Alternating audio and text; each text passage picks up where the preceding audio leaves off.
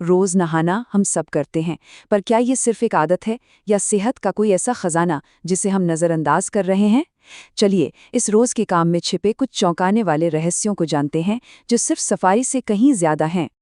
देखिए, ज्यादातर लोगों के लिए नहाना मतलब बस शरीर से गंदगी हटाना, एक रूटीन काम। पर क्या हो अगर हम इसके सबसे बड़े फायदे को मिस कर रहे हों? मतलब इसके जो हीलिंग गुण हैं, उन्हें तो हम देख ही नहीं रहे। तो असली बात यह है, नहाना सिर्फ पानी डालना नहीं है। ये पूरे शरीर को जगाने का, उसे एक्टिवेट करने का मौका है। ये वो कीमती वक्त है जब हम अपने शरीर के हर हिस्से को एक नई एनर्जी दे सकते हैं। तो चलिए शुरू करते हैं और शरीर के उन हिस्सों को देखते हैं जिन पर हम नहाते वक्त ध्यान ही नहीं देते। और आप हैरान हो जाएंगे कि सेहत के कितने बड़े राज वहां छिपे हैं। चलिए शुरुआत करते हैं एकदम नीचे से, हमारे पैरों के तलवों से। ये हमारे शरीर का एक पावरफुल एक्यूप्रेशर जोन है। पर मजे की बात यह है कि शायद 80% लोग नहाते समय इसे रगड़कर साफ करना जरूरी ही नहीं समझते। और सिर्फ तलवों को अच्छी तरह रगड़ने के फायदे जरा देखिए। ये न सिर्फ दिन भर का स्ट्रेस कम करता है, बल्कि आंखों की रोशनी तक बेहतर कर सकता है। पूरे शरीर में ब्लड सर्कुलेशन तो बढ़ता ही है, और आयुर्वेद तो ये भी कहता है कि ये शरीर की बढ़ी हुई गर्मी को भी शांत करता है। कमाल है ना। अच्छा, अब तलवों से जरा सा ऊपर आते हैं, पिंडलियों पर। शरीर का एक और ऐसा हिस्सा जिसे हम बिल्कुल अनदेखा कर देते हैं, लेकिन इसका हमारी सेहत पर बहुत ही गहरा असर पड़ता है। और सुनिए, ये सिर्फ पुरानी बातें नहीं हैं, मॉडर्न साइंस भी यही कह रहा है। एक स्टडी में पाया गया कि पिंडली की एक खास मसल, सोलियस मसल को एक्टिवेट करने से ब्लड शुगर का लेवल पता है कितना? 52% तक कम हो सकता है। सोचिए, डायबिटीज मैनेजमेंट के लिए ये कितनी बड़ी बात हो सकती है। और बात यहीं खत्म नहीं होती। पिंडलियों की हल्की फुल्की मालिश भी हाई ब्लड प्रेशर को नॉर्मल करने में मदद करती है, और पेट की तरफ ब्लड फ्लो बढ़ाकर ये हमारे डाइजेशन को भी सुधारती है।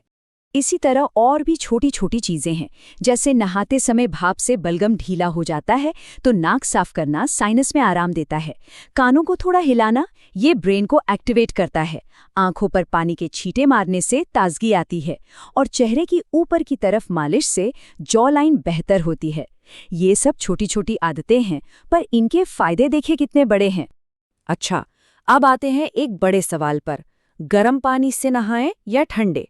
ज्यादातर लोग तो भाई गर्म पानी ही पसंद करते हैं, लेकिन क्या सेहत के लिए ठंडा पानी सच में ज्यादा बेहतर है? चलिए देखते हैं। यहाँ तो मामला एकदम साफ है। ठंडा पानी फैट बर्न करने में हेल्प करता है, आपको फौरन ताजगी और एनर्जी देता है, और स्किन को टाइट करके एक नेचुरल ग्लो भी देता है। वहीं दूसरी तरफ बहुत ज्यादा गर्म पानी बालों को कमजोर कर सकता है, स्किन के पोर्स खोल देता है, और आंखों की रोशनी और ब्लड प्रेशर पर भी बुरा असर डाल सकता है। और अगर ठंडे पानी की ताकत का सबूत चाहिए तो दी आइसमैन विम हॉफ से बड़ा कोई उदाहरण हो ही नहीं सकता।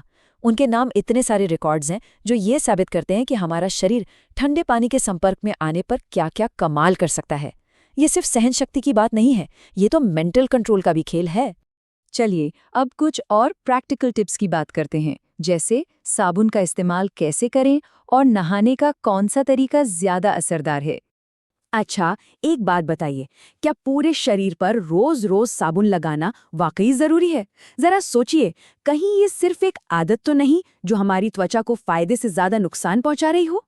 देखिए, स्किन एक्सपर्ट्स भी यही कहते हैं कि साबुन की जरूरत असल में सिर्फ 3 जगहों पर होती है, बगल में, ग्रोइन एरिया में और पैरों के तलवों पर। क्यों? क्योंकि यही वो हिस्से हैं जहां पसीने की ग्रंथियां सबसे ज्यादा एक्टिव होती हैं। और शरीर के बाकी हिस्सों का क्या? उनके लिए तो सादा पानी और हाथ से हल्का रगड़ना ही काफी है। हर जगह साबुन लगाने से होता क्या है कि हमारी स्किन के जो जरूरी नेचुरल ऑयल्स हैं वो खत्म हो जाते हैं, और नतीजा स्किन रूखी और बेजान हो जाती है। अब आते हैं तरीके पर। आपको शायद लगे कि बाल्टी से नहाना पुराना तरीका है, पर यह ज्यादा फायदेमंद हो सकता है। इसमें आप आराम से बैठकर अपने पैरों, तलवों और पिंडलियों तक पहुंच सकते हैं। शावर, हाँ, सुविधाजनक जरूर है, लेकिन इसमें अक्सर शरीर के निचले हिस्से छूट जाते हैं, और पानी की बर्बादी वो तो होती ही है। ये आंकड़े देखिए जरा। बाल्टी से नहाने में मान लीजिए 2 बाल्टी, तो करीब 40 लीटर पानी लगता है। वहीं सिर्फ 5 मिनट के शावर में 60 लीटर या उससे भी ज्यादा पानी बह जाता है। ये फर्क सिर्फ पानी बचाने के लिए नहीं, बल्कि नहाने के अनुभव को बेहतर बनाने के बारे में भी सोचने पर मजबूर करता है।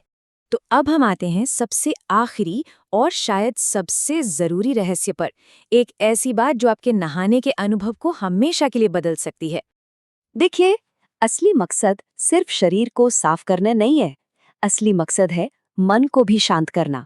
अपने 5-10 मिनट के स्नान को एक मेडिटेशन की तरह देखना, यही इसका असली सार है।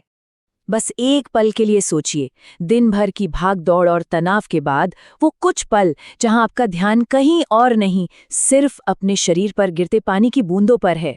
उस पानी को महसूस करना, उस पल में पूरी तरह से मौजूद रहना, बस यही तो है असली रहस्य। तो चलिए सब कुछ एक साथ समेटते हैं।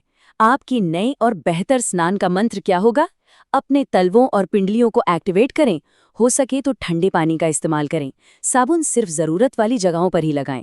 और सबसे ज़रूरी, नहाते वक्त पूरी तरह से उस पल में मौजूद रहें। तो अब सवाल ये है कि इस सारी जानकारी के बाद कल सुबह जब आप नहाने जाएंगे तो अपनी आदत में वो कौन सा एक छोटा सा बदलाव लाने वाले हैं?